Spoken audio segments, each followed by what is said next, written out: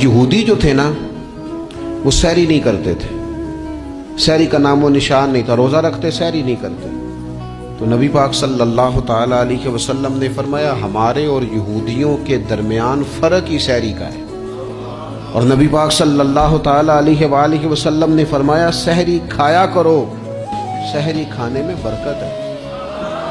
اور اگلی بات سننی ہے آپ نے تو خوش ہو جانا ہے، سحری کو معمولی نہ سمجھے، سحری کرنا عبادت ہے۔ ہاں آپ مت سمجھیں کہ میں روٹی کھا رہا ہوں، یہ تو میرے سامنے دہی رکھا ہوا ہے، یہ تو سالن رکھا ہوا ہے، یہ تو اچار رکھا ہے، تو چپاتیاں رکھی ہیں۔ سحری کھانا عبادت ہے۔ آپ صبح اٹھے، آپ کی تو روٹین ہی اور تھی، تو 7 بجے کھاتے تھے، 9 بجے کھاتے تھے۔ یہ جو آپ صبح کھا رہے ہیں اٹھ کے سحری میں، اپنی مرضی سے تھوڑی کھا رہے ہیں، یہ تو کسی کے کہنے سے کھا رہے ہیں، یہ تو کسی کے بٹھائے بیٹھے ہیں۔